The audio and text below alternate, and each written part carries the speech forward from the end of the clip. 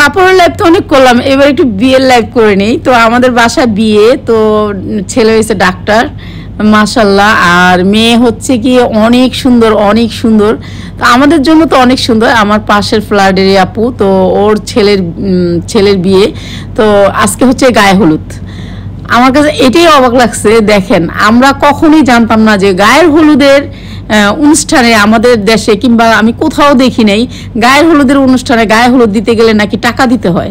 তো এটা দেখে ভালো লাগছে, একটা ডালা রাখে, ওই ডালাটা ভরে গেছে টাকায়, আপনারা দেখতে পারবেন। এইটা তো আমি জানতাম না, আমাদের নিয়মে নেই। আমি একেবারে লজ্জা পেয়ে গেছি।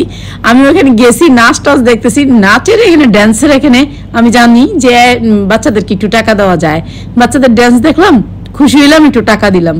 তো এইটা জানি না যে মানে হলুদের স্টেজে উঠা বউকে এবং মেয়েকে টাকা দিতে হয়। আমি তো দেখে অবাক, আমি তো লজ্জা পেয়ে গেছি। কেন আমি 1000 টাকা নোট 500 টাকা নোট নেই, যেহেতু আমাদের বাসার সাদে অনুষ্ঠানটা। তো বাচ্চার ড্যান্স মুস দেখা এটা ভাবলাম যে 100 টাকা দেয়।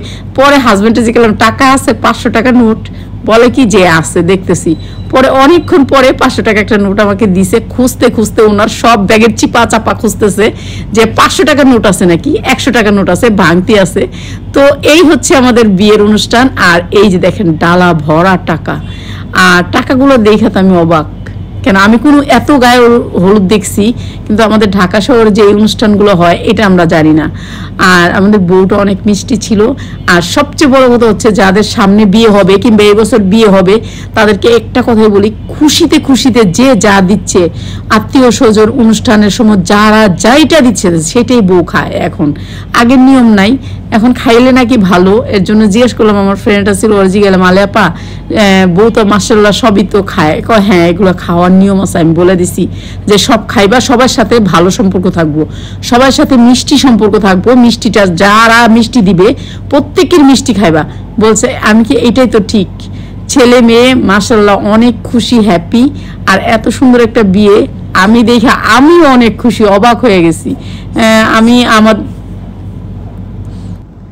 আগে বিয়ে হলে একলা গায়ে হলুদ হইতো, এখন ছেলে মেয়ে দুইজন একসাথে গায়ে হলুদ হয়।